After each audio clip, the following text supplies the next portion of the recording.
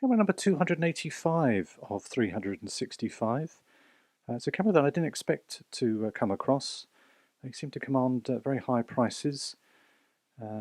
It's the Pentax K1000, and so I'm very pleased to finally cross paths with it. It has quite a reputation, and very simple, basic camera, very much like a Spotmatic.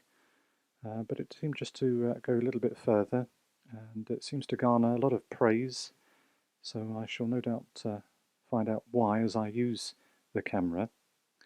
So it takes the Pentax manual mount lenses. It came with an f2 50mm lens, which seems to be in quite good condition, I must say. There is a bit of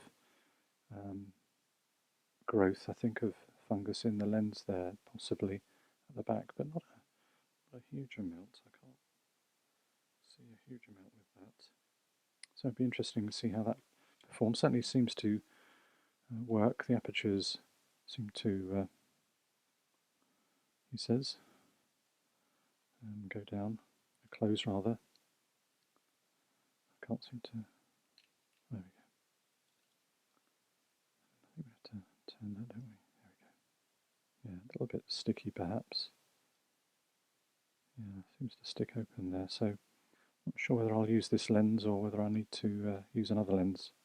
Not sure. We'll see how we go with that. In the meantime, the Pentax K1000, no doubt because of its name, has the top speed of 1/1000th of a second down to bulb. Has a built-in light meter, and we put the battery in there. I don't actually know. I presume it's an LR44 battery that I can put in there. I haven't, to be honest, checked. I should have done that perhaps, but I'm so keen to use it I forgot. But I'm sure I'll correct that if it's not. But otherwise, I'm sure it's an LR44.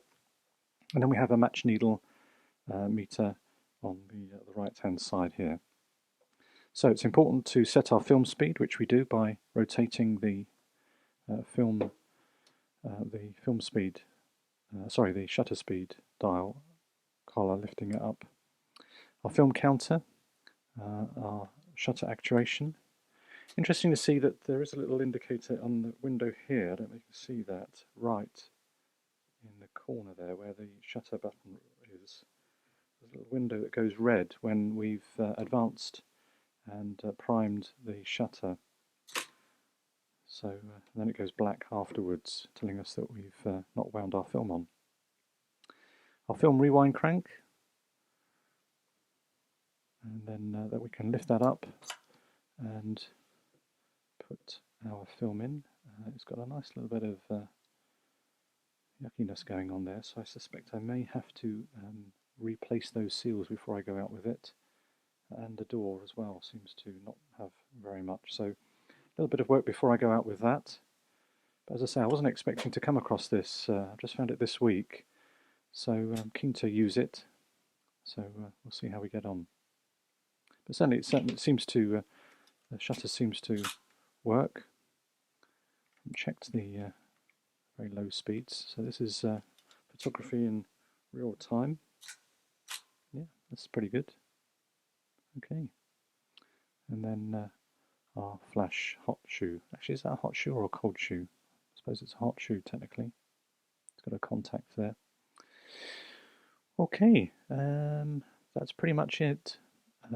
Film release, or release for the film advance, so that we can wind our film back into our canister and then tripod mount.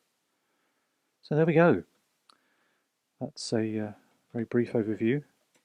Very basic in that sense, but very accomplished camera, so I'm told. So we'll look forward to testing that out. But that has been camera number 285 of 365.